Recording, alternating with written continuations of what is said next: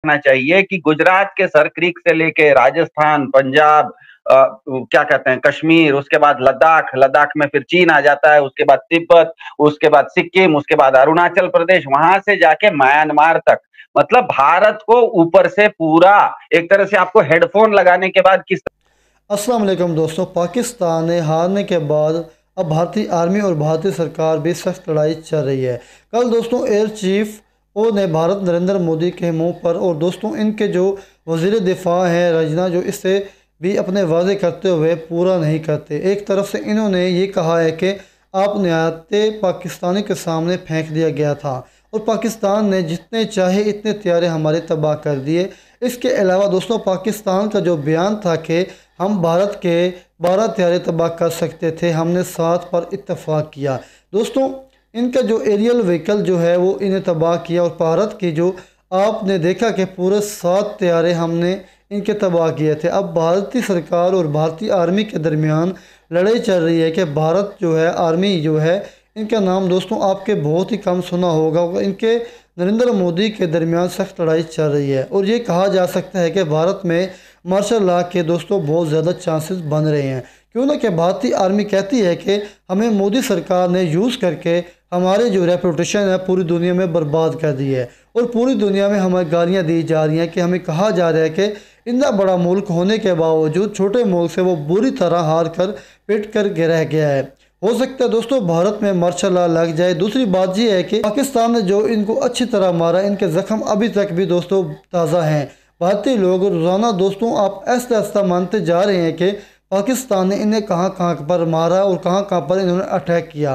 पाकिस्तान का अब ये भी कह रहे हैं कि गुजरात से लेकर लद्दाख तक पाकिस्तान के मिसाइलों ने फायर किया, और दोस्तों ये मिसाइल दिल्ली के क्रॉस करके, दोस्तों ये मिसाइल दिल्ली को क्रॉस करके आगे भी गए थे, और वहाँ पर भी जाकर इन्होंने तबाही मचाई। यानी कि पाकिस्तान ने इतना आपने भारत में तबाही मचाई कि दोस्तों आगे भी आपको सुनाते हैं। ताकि वीडियो को लाइक करें, वीडियो को सब्सक्राइब करें, हमारे चैनल को सब्सक्राइब करें, वीडियो को अंत तक लाजमी देखना। चलते हैं वीडियो की तरफ।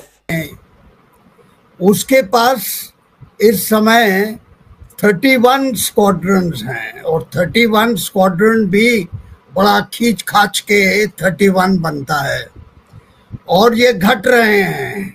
ये घट इसलिए रहे हैं कि जो हमारा MRCA प्रोग्राम था, मल्टी रोल कॉम्बैट एयरक्राफ्ट, जिसका 126 हवाई जहाज आने चाहिए थे, उसकी जगह हमने G2G राफेल 36 खरीद लिए, और वहाँ पर हम रुक गए। और ये कॉन्ट्रैक्ट 2016 या 2017 में दस्तखत हुआ। अब 36 का मतलब है कि ये 2 स्क्वाड्रन बनते हैं, और बहुत से स्क्वाड्रन घट गए हैं। लेकिन संक्षेप में air force chief AP Singh, air chief marshal AP Singh ने ये बयान किया। वायु मैगजीन को तो बहुत लंबा इंटरव्यू दे चुके हैं, लेकिन वो जब बेंगलोर एयर शो में गए थे लास्ट ईयर या अर्ली दिस ईयर, उन्होंने वहाँ पहुँचते ये बयान किया कि मुझे बोला गया था कि जब मैं इस एयर शो पे आऊँगा तब तक 11 तेजस LCA डिलीवर हो जाएंगे, 11 एयरक्राफ्ट। लेकिन मैं यहाँ पहुँचा हूँ, एक भी एयरक्राफ्ट नहीं अभी तक डिलीवर हुआ। अब इससे आप एयरफोर्स की स्थिति ये है। बाकी चीफ बोलते नहीं हैं। ये हमारी खुशकिस्मत है कि ये जो अभी ऑफ सिंदूर हुआ उसमें हमारी जीत हुई, और ये जीत इसलिए हुई, एक कारण तो ये है, मुख्य कारण, कि ये नॉन कांटेक्ट था। हमने लाइन ऑफ कंट्रोल नहीं क्रॉस किया, हमने इंटरनेशनल बॉर्डर नहीं क्रॉस किया। ये जीत तो अवश्य हुई है। लेकिन अगर हॉट वॉर हो गई, भगवान ना चाहे, और चाइना और पाकिस्तान मिल गए, जैसे आप बोल रही थी, हमारे एंकर बोल रहे थे, तो उसमें हमें बड़ी दिक्कत पेश होगी, क्योंकि हमको चाइना और पाकिस्तान और उसके अलावा अब बांग्लादेश की स्थिति भी काफी कमजोर है और वहां से भी थर्ड फ्रंट शुरू हो सकता है। तो ऐसी हालत में हमारी सरकार का जो नेशनल सिक्योरिटी और डिफेंस के ऊपर जो उनका रवैया है, पॉलिसी है, वो मुझे आज तक समझ नहीं आई। क्योंकि पहली बात तो कोई नेशनल सिक्योरिटी डॉक्ट्रिन नहीं है। दूसरी बात, डिफेंस बजट पर जब से ये सरकार आई है 1.2% से तो ऊपर गए नहीं हम कभी। ये और कमेटी, आपको मालूम है कमेटी का मतलब बाय टाइम और एक लेयर बन जाता है। तो डिफेंस बजट बढ़ना चाहिए। हम बाद में इसकी बात कर सकते हैं ये कैसे हो सकता है। बहुत लोग कह रहे हैं कि डिफेंस बजट जरूर बढ़ना चाहिए। ये राजनीति करने के बजाय अपनी राष्ट्रीय सुरक्षा पे नजर रखें। उन्होंने सीरियसली नहीं लिया, ये मैं मानता हूँ। रक्षा नेशनल सिक्योरिटी वो नेशनल सिक्योरिटी एडवाइजर के हाथ में। एक चीज और भी है, और उसके बाद मैं पाशा सर के पास आऊंगी कि जितने भी इंटरनेशनल अखबार थे, चाहे वो ब्रिटिश टेलीग्राफ हो या फिर वॉशिंगटन पोस्ट हो, सब ने इस बात को बताया कि हमारे राफेल डाउन हुए थे। हमारे देश में आज तक 1 महीने से ज्यादा हो गया, हमें पता ही नहीं है कि हमारे कोई राफेल हमारा गिरा या हमारा कोई फाइटर जेट गिरा। लेकिन हर तरफ से ये बताया जा रहा है कि जो हमारी एरियल डोमिनेंस थी, एरियल डोमिनेंस, आपने भी एयर पावर की बात की, इसलिए मैंने ये सवाल रेज किया कि हमारी एयर डोमिनेंस को इंफ्रास्ट्रक्चर इस्तेमाल करके both China and Pakistan actually try to overpower the aerial power of India. ऐसा लगता है जिस तरीके से रिपोर्टिंग हुई है अंतरराष्ट्रीय अखबारों में। हमारे यहाँ का तो मीडिया ना पूछेगा ना इसको बताएगा। तो क्या अब और भी ज्यादा महत्व हो जाता है कि जो हमारी एयर कैपेबिलिटीज हैं उस पर काम किया जाए? जो डिजाइन और डेवलपमेंट की बात अमरप्रीत सिंह कर रहे थे, आज क्या वो चीज को पॉइंट आउट करता है? और एक तरीके से उनका ये एक क्लियर एडमिशन है that somewhere we are lacking as far as the aerial power is concerned. Yes, General Mehta. संक्षेप में इसका जवाब यही है कि अगर आपके पास मिलिट्री पावर है और ऐसी मिलिट्री पावर है, ऐसी सुपीरियोरिटी है, air superiority, naval domination, land capability, अगर ये 3-4 चीजें आपके पास हैं तो कोई देश, दूसरा देश, शत्रु देश ऐसे हमले नहीं कर सकता। ये आप जीत नहीं सकते हैं युद्ध के जरिए। हमको ये समझना चाहिए, हमने इतने युद्ध लड़े हैं पाकिस्तान के साथ। फील्ड मार्शल मुनीर ने वो कश्मीर सॉलिडारिटी डे पर क्या बोला, 5 फरवरी इस साल में, हर साल पे उन्होंने कहा कि हम अभी तक कश्मीर के मुद्दे के ऊपर 3 युद्ध लड़ चुके हैं। अगर जरूरी पड़ा तो हम 10 युद्ध भी लड़ेंगे। So this is interminable and अगर मुझे कोई कहता है कि वी कैन डिस्ट्रॉय पाकिस्तान, हम पाकिस्तान का खात्मा कर सकते हैं, टीवी स्टूडियो पे तो बहुत लोग बोलते हैं और हमारे नेता भी बोल देते हैं कभी कभी कि हम पीओके को ले लेंगे, कब्जा कर लेंगे। और अभी किसी चित्रकूट के महान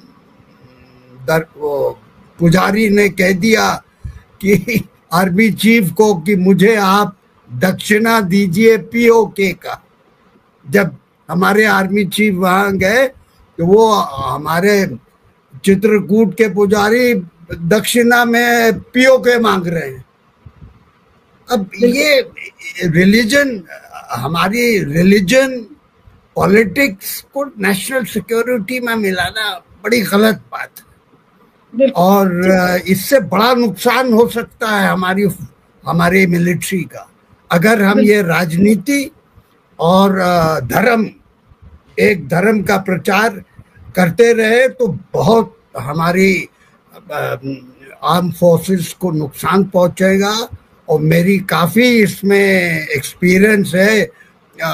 मैं 1956 का 57 का कमीशन हूँ, तो मैंने सब कुछ देखा है और मैं थोड़ा बहुत समझता भी हूँ। इसलिए जो हमारे आज के नेता हैं वो नहीं समझ रहे इस बात को कि मिलिट्री पावर जब तक नहीं होगी आपके पास, आप युद्ध लड़ते रहेंगे। डिटरेंस नहीं होगा तो वही होगा। और जैसे चाइना ने गलवान में कर दिया और अभी तक वो लाइन ऑफ एक्चुअल कंट्रोल को बॉर्डर में कन्वर्ट नहीं कर रहे। क्यों नहीं कर रहे? क्योंकि मिलिट्री शक्ति उनके पास है, हमारे पास नहीं है। बिल्कुल ठीक है। अब मैं प्रोफेसर पाशा के पास आती हूँ कि प्रोफेसर पाशा, ये जो वायुसेना चीफ का जो ये बयान है और उस तरीके के जो भी ट्वीट्स इस समय आ रहे हैं, बहुत लोग लिख रहे हैं कि ये तो बिल्कुल एक तरीके से सरकार के कपड़े फाड़ने वाली बात हो गई। बहुत शालीन भाषा में उन्होंने ये बता दिया कि हम कहां पर लैग कर रहे हैं। इस तरीके का एडमिशन मैंने तो कभी नहीं देखा कि खुद मोदी सरकार करे या रक्षा मंत्रालय इस बात को करे। कल आई थिंक राजनाथ सिंह भी वहां पे मौजूद थे CII के इस फंक्शन में जब एयर मार्शल बोल रहे थे। इस बयान को आप कैसे देखते हैं? और ये बयान क्या इतने हल्के में लिया जा सकता है जितना हल्के में सरकार कहती है? और आज ही संबित पात्रा ने सुबह प्रेस कॉन्फ्रेंस किया ये कहते हुए कि भाई राफेल पर सवाल उठाना मतलब कि प्रो पाकिस्तान बोलना। अब वो एरियल डोमिनेंस की बात कर रहे हैं, एरियल प्रिपेयर्डनेस की बात जब एयर चीफ मार्शल भी करते हैं, तो क्या उनको आप ये कहेंगे या बीजेपी अब ये कहेगी कि भाई ये कौन सी भाषा बोल रहे हैं हमारे चीफ्स? जी, मैं इस सवाल को और जो भी चर्चा हुई है अभी तक, जो जनरल अशोक मेहता ने भी बड़े तफसील से बयान किया है, तो 3 फैक्टर्स हैं मेरे मद्देनजर से। एक तो डोमेस्टिक है, उसके बाद रीजनल फैक्टर है और तीसरा ग्लोबल है।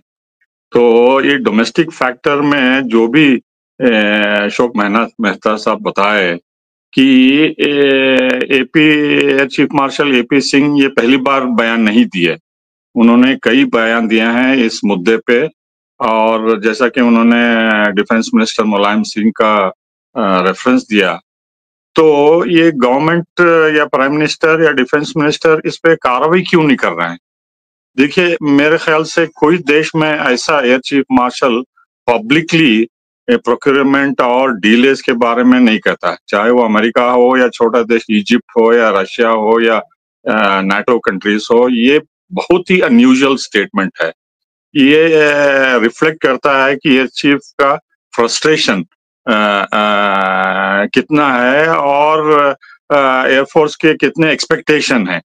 कि जब प्राइम मिनिस्टर कहते हैं कि हमने पूरी फ्रीडम मिलिट्री को दिए हैं इस पहलगाम आतंकी हमले के बाद की उनको जो उचित समझे वो करें, तो जो कि हमने पहले दिन रात को ही प्रयास किया।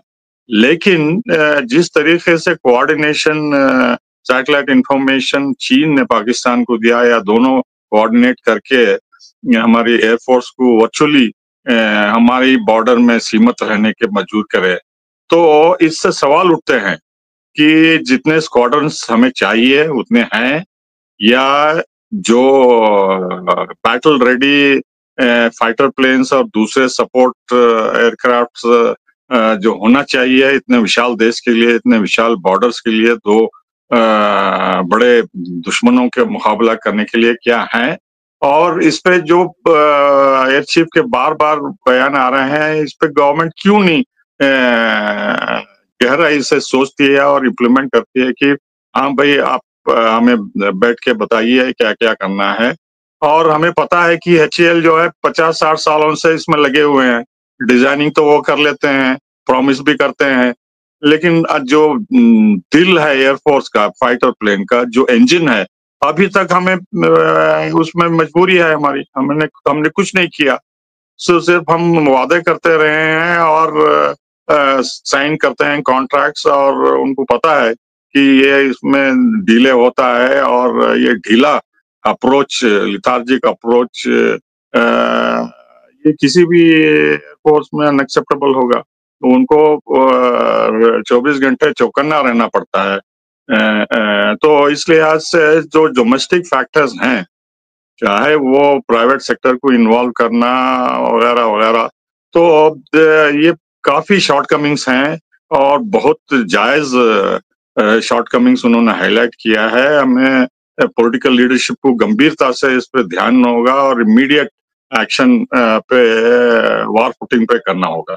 दूसरी बात, मेहता साहब ने कहा कि डिटरेंस, तो आप हमारे पड़ोस में देखिए, चीन के पास एयरफोर्स क्या है और उनके प्लेन्स, फाइटर प्लेन्स क्या कार्रवाई कर रहे हैं और उनके नेक्स्ट जनरेशन एयरक्राफ्ट में कितना उन्होंने एडवांस किया है और कितने मात्रा में, क्वांटिटी में वो बना रहे हैं और टेक्नोलॉजी शेयर कर रहे हैं। आप पड़ोस में देखिए ईरान के ऊपर अमेरिका और इजराइल के हमले की जो है हम 25 साल से बात सुन रहे हैं।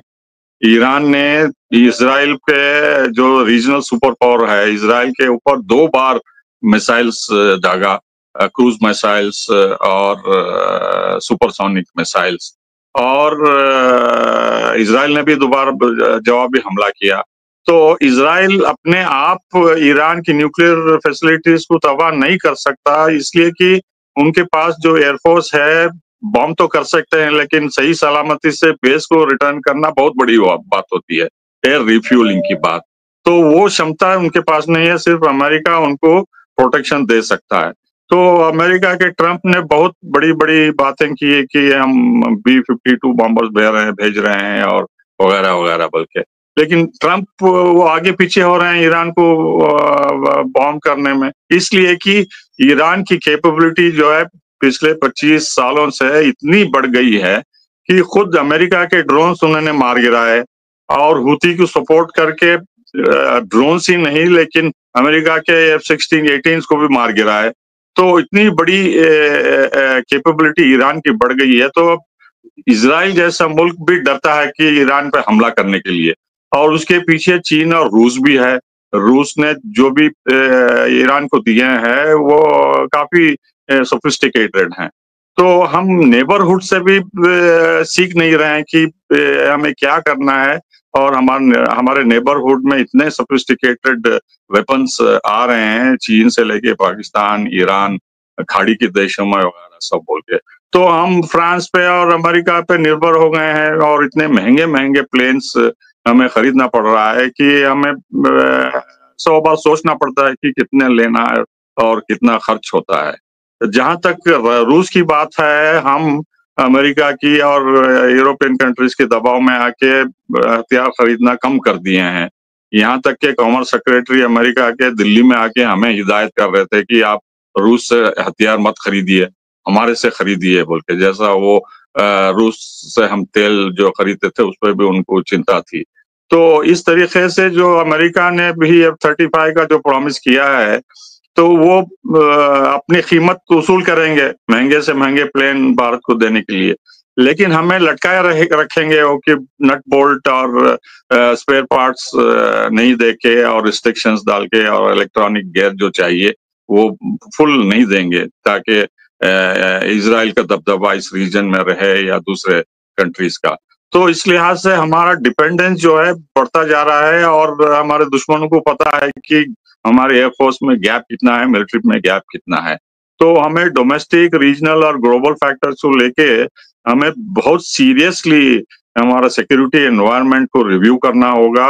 और जो बजट है, देखिए बल्क ऑफ द बजट, मेरे ख्याल से, मुझे आंकड़े अभी तक याद नहीं आ रहे हैं, उसमें पे और सैलरीज ऑफ पेंशन दूसरे इत्यादि में जाता है। तो उसको अलग करके सिर्फ प्रोक्योरमेंट और जो भी डिफेंस फोर्सेस को चाहिए वो मेरे ख्याल से आगे बढ़ाना चाहिए।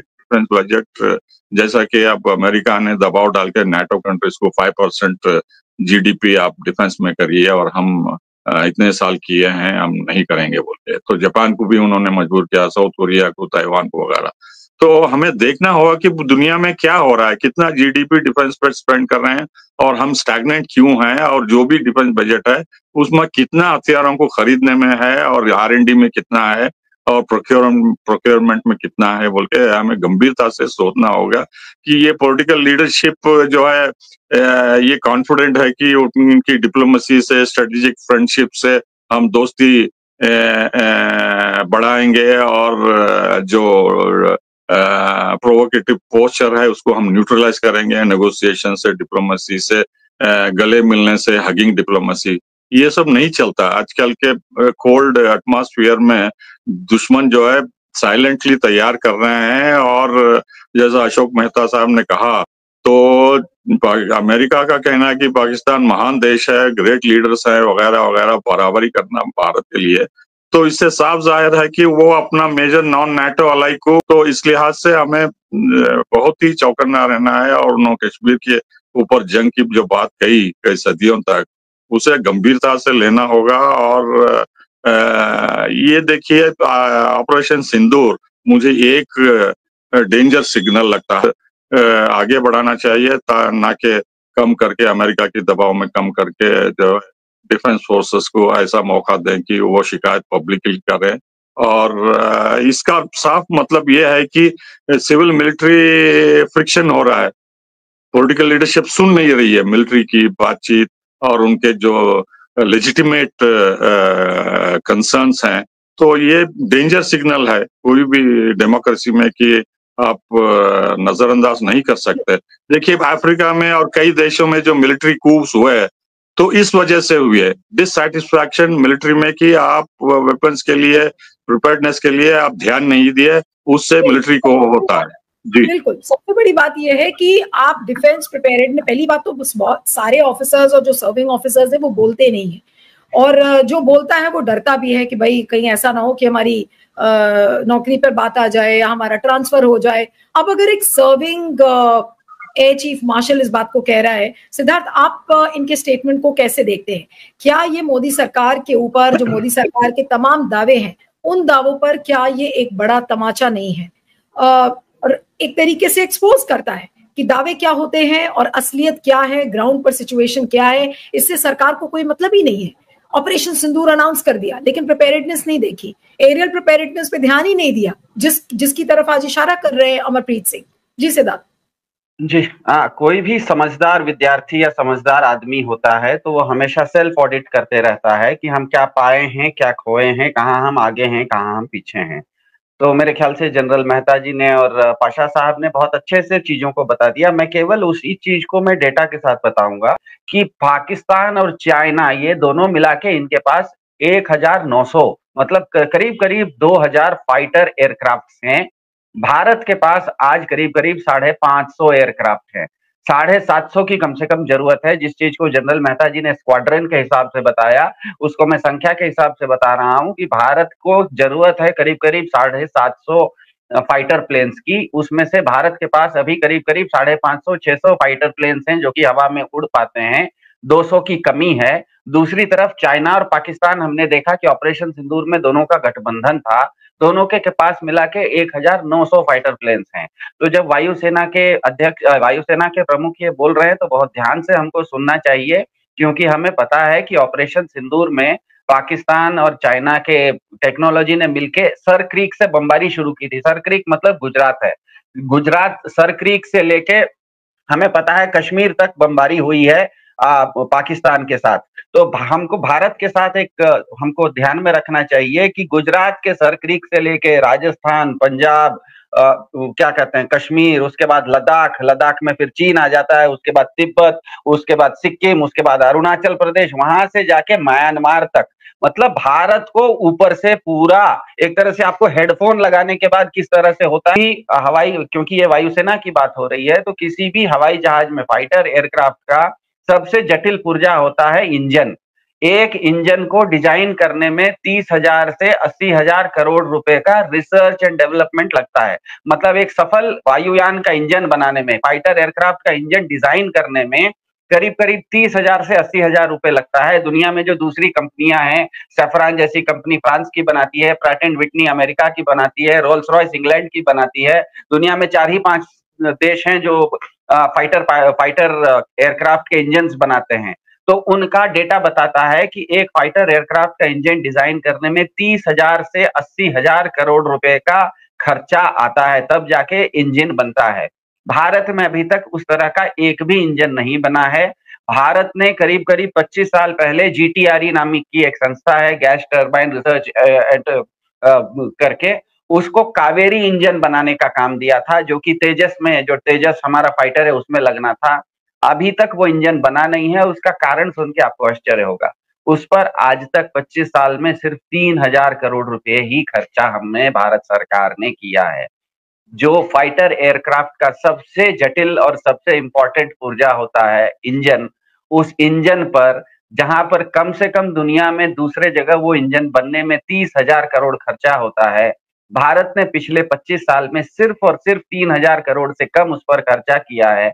दूसरी तरफ भारत के ही प्रधानमंत्री के लिए एक हवाई जहाज भारत खरीदता है जो कि 8,000 करोड़ का है। तो भारत के प्रधानमंत्री का हवाई जहाज तो हम 8,000 करोड़ में खरीद लेते हैं, लेकिन भारतीय वायुसेना के लिए जो इंजन तैयार करने के लिए 30,000 उस पर केवल 3,000 करोड़ रुपए खर्चा करते हैं। तो इस तरह की अगर विसंगति है, तो इसी विसंगति को मेरे ख्याल से एयर चीफ मार्शल ने बताया कि आप एक तरफ तो कहते हैं दुनिया में छाती पीटते हैं, और मुझे पता है भाजपा जब चुनाव प्रचार वगैरह में जाती है तो बहुत जोर शोर से बोलती है कि हमने डिफेंस बजट बढ़ा दिया, डिफेंस बजट बढ़ा दिया। लेकिन डिफेंस बजट में, भारत में जितना भी डिफेंस बजट है उसमें से 70%, मतलब मान लीजिए 1,000 रुपया है तो उसमें से 700 रुपया तो केवल और केवल सैलरी पेंशन वगैरह में जाता है। नया साजो सामान खरीदने के लिए सिर्फ 30% जाता है। और हमने देखा ऑपरेशन सिंदूर में, ऑपरेशन सिंदूर जिस तरह से लेफ्टिनेंट जनरल अशोक मेहता जी ने कहा कि ये एक स्टैंड ऑफ, ये हॉट वार नहीं था। इसमें हम लोग दोनों ही सेना, पाकिस्तान की सेना अपने क्षेत्र के अंदर से लड़ रही थी, भारत की सेना अपने क्षेत्र के अंदर से लड़ रही थी। ये स्टैंड ऑफ कॉम्बैट था। इंडोनेशिया ने भी खरीदा है। इंडोनेशिया ने एक रफाइल हवाई जहाज का 1600 करोड़ में एक हवाई जहाज खरीदा था।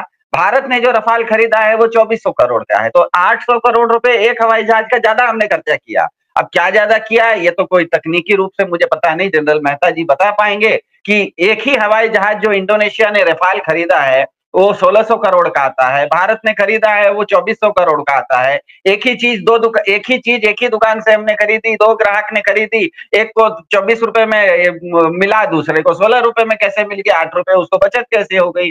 तो इन सब चीजों को ध्यान में रखते हुए हमें ध्यान में रखना है कि जो एयर चीफ मार्शल ने कल कहा, उनका कहने का मतलब ये था। हमें ये भी पता है कि ऑपरेशन सिंदूर के समय चाइना ने अपने 5 सैटेलाइट एक्सक्लूसिवली पाकिस्तान एयरफोर्स को दिए थे कि वो पूरा का पूरा, उसको मतलब टारगेट किया गया था, वो सैटेलाइट चाइना का था, लेकिन वो पूरा का पूरा ऑपरेशन सिंदूर के समय उसने पाकिस्तान एयरफोर्स को दे दिया कि इसका उपयोग आप कीजिए। मतलब पाकिस्तान को पीछे से बढ़ावा देने के लिए बिना खर्चा किए हुए भी पाकिस्तान को चाइना के साथ संबंध रखने में कुछ भी खर्चा नहीं आ रहा है, एक तरह से मुफ्त में वो दे रहा है। तो ध्यान में हमें रखना है कि चाइना एक तरफ तो ताकतवर देश है, दूसरा टेक्नोलॉजी में भी काफी देश है। तो हमें इसको जो है सीरियसली पॉलिटिकल लीडरशिप लेके इसको रिव्यू करना होगा, और ताकि ये आगे चल के चाहे आर्मी चीफ हो या नेवल चीफ हो, इस तरह से पब्लिकली आके ग्रीवेंस आर्टिकुलेट करना, ये national security point of view की तरफ से ठीक नहीं है।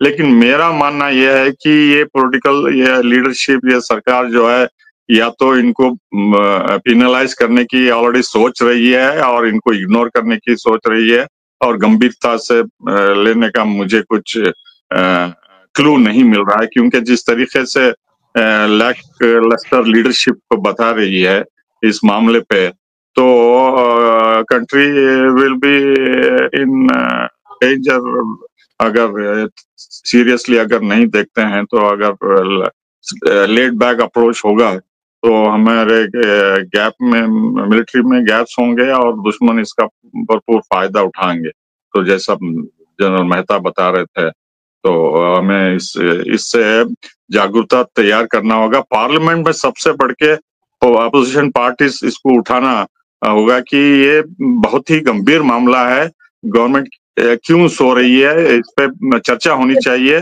थ्रेड बेस्ड डिस्कशन और पॉलिसी। इसमें तो बहुत डाउट है क्योंकि कोई पार्लियामेंट्री सेशन की कोई बात ही नहीं हो रही है। सिद्धार्थ, सॉरी, आप समय कम है इसलिए मैं सिद्धार्थ के पास आ रही हूँ। बहुत संक्षेप में हमें यह ध्यान में रखना होता है कि अभी 1-1.5 साल पहले भारत ने वर्ल्ड कप फाइनल खेला था अहमदाबाद में। 1.5 लाख लोग स्टेडियम में और 150 करोड़ लोग इस देश के हमारे भारत टीम को समर्थन कर रहे थे। पर मैच तो 11 खिलाड़ी जो खेल रहे हैं उनकी क्षमता पर ही जीतते हैं ना, वो खेलेंगे तभी जीत पाएंगे। तो मेरे ख्याल से इस देश को समझना चाहिए कि काल्पनिक सुरक्षा, नेशनल सिक्योरिटी जो है वो राष्ट्रीय सुरक्षा, नेशनल सिक्योरिटी नहीं होती है। नेशनल सिक्योरिटी और नेशनल सिक्योरिटी में अंतर होता है। हमें अपने सेना के लिए उसको जो भी चाहिए, जो भारत के वायुसेना के प्रमुख ने कल कहा है, उसको जल्दी से जल्दी उन लोगों को साजो सामान वो पहुंचे। इसी में देश की भलाई है, इसी में नेशनल सिक्योरिटी है। इसके अलावा जो भी है वो